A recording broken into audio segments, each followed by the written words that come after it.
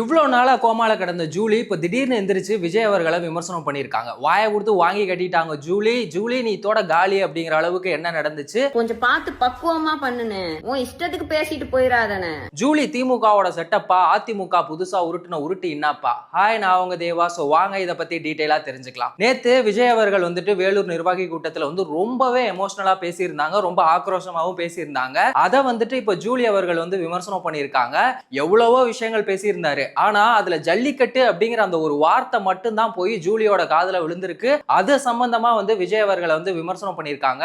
அவர் சொன்ன ஒரு குட்டி ஸ்டோரி எதுக்காக அப்படின்னா, அந்த ஜல்லிக்கட்டு அப்படிங்கிறது தமிழகத்தோட அரசியல் களம். அதுல வர்ற சின்ன பையன், அந்த சின்ன பையனோட என்ட்ரி நான் இல்ல, நாம எல்லாரும் சேர்ந்து தமிழக வெற்றி கழகம் அப்படின்னு சொல்லியிருந்தாரு. அதை போயிட்டு இப்ப விமர்சனம் பண்ணியிருக்காங்க. என்ன சொல்றாங்க அப்படின்னா, ஜல்லிக்கட்டு மல்லுக்கட்டு நீங்க பாடு புள்ள கொடுத்து மடக்கிடலாம் அப்படி இப்படின்லாம் சொல்லிட்டு இருக்கீங்க. இது தாவே கால ஏற்கனவே மைனர் தான் நிறைய பேர் இருக்காங்க. அவங்கலாம் போயிட்டு ஜல்லிக்கட்டு காலையை அடக்குற அப்படின்னு சொல்லிட்டு 50-500 ஆக்கிராதீங்க அப்படின்னு சொல்லி விஜய் அவர்களை விமர்சனம் பண்ணியிருக்காங்க. சோ இதை பத்தி தான் நம்ம இன்னைக்கு டீடைலா பேச போறோம். ஜூலி அவர்கள் பேசுறது எப்படி இருக்கு தெரியுமா? ஜல்லிக்கட்டு போராட்டம் அவங்க மட்டுமே தான் பண்ண மாதிரியும் வேற யாருமே பண்ணாத மாதிரியும் அவங்க பேசிட்டு இருக்காங்க. அவங்களுக்கு இந்த விஷயம் தெரியுமா இல்லையான்னு தெரியல. விஜய் அவர்களே ஜல்லிக்கட்டு போராட்டத்துல கலந்துக்கிட்டாங்க, ஜல்லிக்கட்டுக்கு சப்போர்ட் பண்ணியும் பேசியிருக்காங்க. அது எல்லாத்தையும் அவங்க பார்த்தாங்களா இல்லையான்னு தெரியல. என்னவோ இவங்க ஒரு ஆள் மட்டும்தான் போராட்டம் நடத்துற மாதிரி பேசிட்டு இருக்காங்க. அன்னைக்கு ஜூலி அவர்கள் அந்த போராட்ட காலத்துல என்ன சொன்னாங்க அப்படின்னா, காணோம் ஓபிஎஸ் காணோம் அப்படின்னு சொன்னாங்க. இன்னைக்கு ஜூலியே காணாம போயிட்டாங்க. அதனாலதான் விஜய் வச்சு ட்ரெண்ட் பண்றதுக்காக இந்த மாதிரிலாம் பேசிட்டு இருக்காங்க அப்படின்னு தான் நினைக்கிறேன். கொடுத்த காசுக்கு மேல ஏன் கூவுறீங்க அப்படிங்கிற மாதிரி தான் அவங்களோட பேச்சுமே இருந்துச்சு. நான் சும்மாவே ஆடுவேன், இதுல சலங்கை வேற கட்டு விட்டா அப்படிங்கிற மாதிரி தான் இப்ப விர்ச்சுவல் வாரியர்ஸுக்கு ஒரு நிலைமை இருக்கு. ஏன்னா அவங்க சும்மாவே விஜய் அவர்களை பத்தி யாராவது பேசிட்டா அவங்களோட மொத்த டீட்டெயிலுமே எடுத்துருவாங்க. அந்த மாதிரி தான் இப்ப ஜூலி பேசினதுக்கு அப்புறமா அவங்களோட மொத்த டீடைலுமே எடுத்திருக்காங்க. அதுல பாத்தீங்கன்னா ஜூலி உதயநிதி ஸ்டாலின், சேகர் பாபு அவங்க கூட எடுத்த போட்டோலாம் இப்ப சோசியல் மீடியால ரொம்பவே வைரல் ஆயிட்டு இருக்கு. சேகர் பாபு அவரை பத்தி பேசணும் அப்படின்னா என்னத்த சொல்றது, மக்கள் அப்படின்னா அப்படியே முறைச்சுக்கிட்டு இருப்பாப்ல. ஆனா உதயநிதி ஸ்டாலின், துர்கா ஸ்டாலின் அவங்கன்னா அப்படியே குனிஞ்சிட்டு இருப்பாப்ல. அவர் கூட இவங்க போட்டோ எடுத்த ஒரு வீடியோவும் வைரலா போயிட்டு இருக்கு. இந்த மாதிரி தான் ஏகப்பட்ட விஷயங்கள் இப்ப நடந்துட்டு இருக்கு. ஜூலியை பத்தி நம்ம தெரிஞ்சுக்கலாம். ஜூலி இதுக்கு முன்னாடி அவங்க அந்த போராட்டம் நடத்தினப்ப அவங்க ஒரு நர்ஸா இருந்தாங்க. அப்போ அந்த போராட்டத்துல அவங்க பயங்கரமா பேசினதுனால வீர தமிழச்சி அப்படின்னு சொல்லிட்டு இந்த பயவுலைய சும்மா இல்லாம ஃபயர் விட்டதால அவங்க அடுத்தபடியா பிக் பாஸுக்கு போனாங்க. அங்கதான் அவங்களோட உண்மையான சுயரூபமே வெளியே வந்துச்சு. மக்கள் எல்லாருமே காரி துப்பி செருப்பு கழட்டி அடிக்காத குறையா அடிச்சு வெளியே அனுப்பிச்சு விட்டாங்க. அதுக்கப்புறமா அவங்க எங்க போனாங்க அப்படின்னே தெரியல. இப்போ என்னடானா ஜல்லிக்கட்டை தளபதி விஜய் அவர்கள் ஜல்லிக்கட்டு அப்படிங்கிற ஒரு வார்த்தையை சொன்னதுக்காக பொங்கி எழுந்து இன்னைக்கு பேசிட்டு இருக்காங்க. அதுதான் இப்போ சோசியல் மீடியாலயுமே வைரலா போயிட்டு இருக்கு. அவங்க சொன்ன ஒரு விஷயம் எனக்கு ரொம்பவே கஷ்டமா இருந்துச்சு. அவங்க என்ன சொல்லிருக்காங்கன்னா, 50 500 ஆக்காதீங்க அப்படின்னு சொல்றாங்க. 50 பேர் இறந்து போனதை இவ்வளவு இழிவா யாராவது பேசுவாங்களா?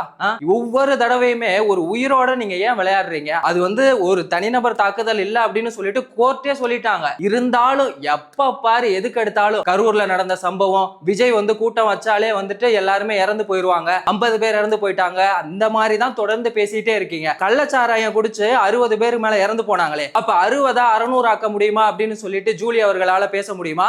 அதுக்கு அவங்களுக்கு திராணி இருக்கா இல்ல தைரியம் தான் இருக்கா?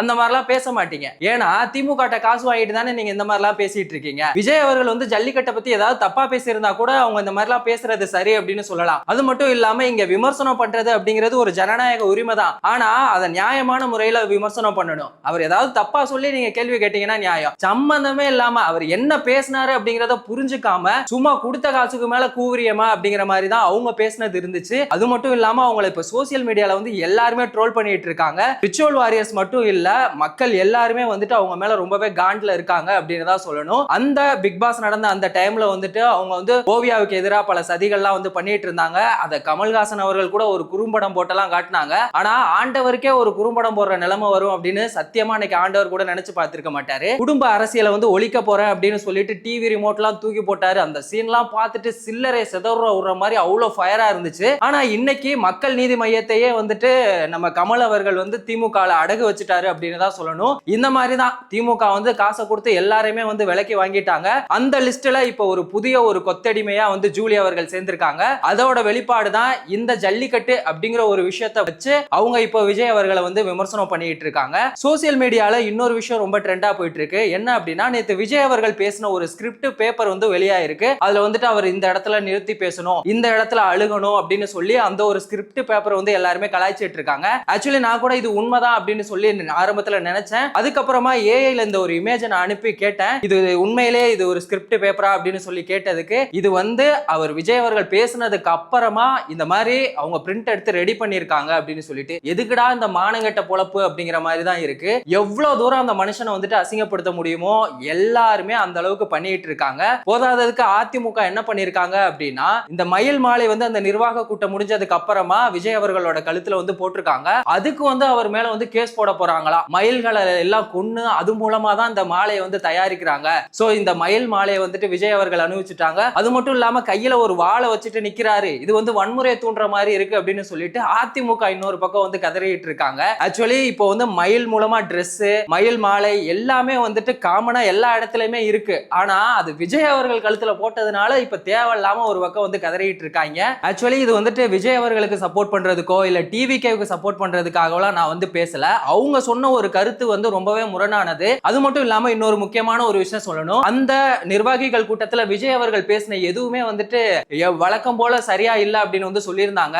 ஆனா அவர் எவ்வளவோ நல்ல விஷயங்களை வந்து சொல்லியிருந்தாங்க. அது எல்லாம் அவங்க கவனிச்சாங்களா இல்லையான்னு கூட தெரியல. அரசு பள்ளிகள் வந்துட்டு இன்னைக்கு ரொம்பவே மோசமா இருக்கு. ஆண் பெண் 2 பேருக்குமே பாதுகாப்பு அப்படிங்கிறது கொடுக்கப்படும் அப்படின்னு வந்து விஜய் அவர்கள் வந்து சொல்லியிருந்தாங்க. அரசு பள்ளிகள்ல அந்த கதவுகள் இருக்குல்ல, கழிப்பறையோட கதவுகள், அது வந்துட்டு பராமரிக்கப்படும், சுத்தமானதா இருக்கும், சுகாதாரமா இருக்கும் அப்படின்லாம் வந்து சொல்லியிருக்காங்க. ஏன் அதெல்லாம் உங்க கண்ணுக்கு தெரியலையா? அதை பத்தி எல்லாம் நீங்க பேசியிருக்கலாமே. திமுகவோட ஆட்சியில பெண்களுக்கான பாதுகாப்பு என்ன நிலைமையில இருக்கு? நீங்களே ஒரு செவிலியர், நீங்க இதுக்கு முன்னாடி நர்ஸா தான் இருந்தீங்க. செவிலியர்கள் வந்து அவங்களோட உரிமைக்காக எவ்வளவு போராட்டம் நடத்தினாங்க. அப்போ நீங்க ஒரு செவிலியரா இருந்து உங்களுக்கு அது எவ்வளவு வலிச்சிருக்கணும். நீங்க அதுக்காக குரல் கொடுத்தீங்களா? எதுக்காகவும் பேசல. திடீர்னு எங்க இருந்து தான் வந்தீங்களோ அப்படிங்கிற மாதிரி தான் இருந்துச்சு. இந்த மாதிரிலாம் தயவு செஞ்சு பேசாதீங்க. நீங்க மக்களுக்காக பேசுறதா இருந்தா எல்லா பிரச்சனையை பத்தியும் பேசுங்க. சம்பந்தமே இல்லாம அவர் சொன்ன ஒரு குட்டி ஸ்டோரிய தப்பா புரிஞ்சுக்கிட்டு தேவையில்லாம கொடுத்த காசுக்கு கூவாதீங்க. இதுதான் என்னோட கருத்து. சோ ஜூலி அவர்கள் பேசினதை பத்தி உங்களோட ஒப்பீனியன் என்ன அப்படிங்கறத மறக்காம கமெண்ட் செக்ஷன்ல சொல்லுங்க. வேறொரு வீடியோல வேறொரு கண்டென்ட்ல நம்ம திரும்பவும் சந்திக்கலாம்.